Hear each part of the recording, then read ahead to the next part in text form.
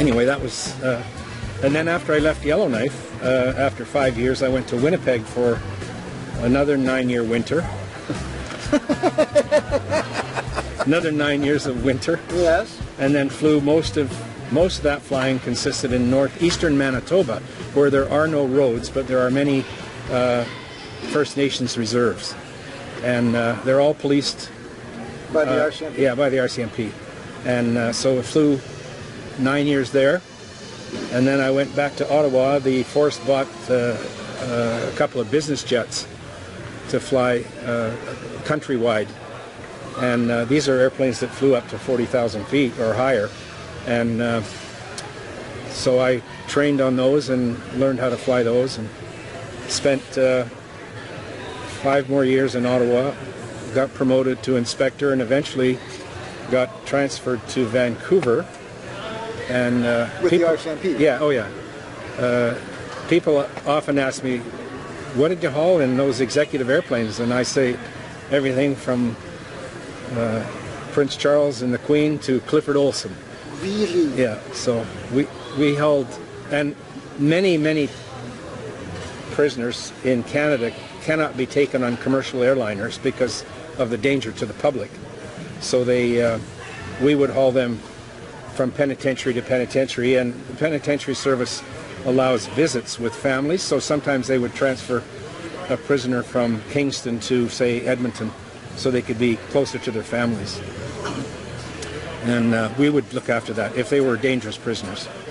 And then after I retired from the force in 1999, I took on a job as the director of flight operations for a company that was based in Yellowknife called Northwest International Airways. Wow. And they had a jet charter business, so I ran the jet charter business for a few years. And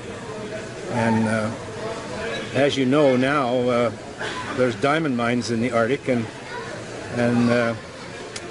it's common to have 737s land on the gravel strips at the diamond mines north of Yellowknife.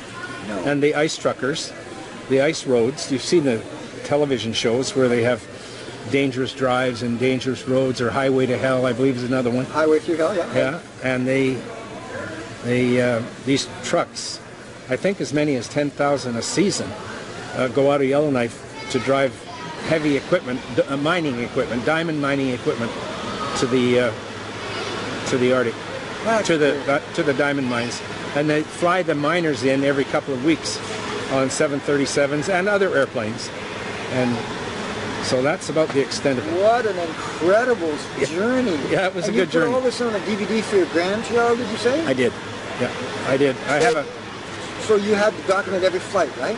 You had to document. Well, you had to keep a logbook, a personal logbook of every flight, and you had to record it in the aircraft logbook as well. And on top of that, because of RCMP training, I kept a diary as well. So I actually kept a diary for most part of 35 years. And now I didn't put everything in it, but I put some things that were especially significant things. Unfortunately, one of the jobs included hauling victims of disaster in the north, whether it was a fire or a murder or domestic disputes, and prisoners, a lot of prisoners out of the north. There's no real prisons in the north. There's a small one in Yellowknife. I think there's one in Iqaluit, but other than that, the prisoners have to be flown to a southern. Federal penitentiaries are almost all located Edmonton south. Wow. So, you know, Winnipeg, Edmonton,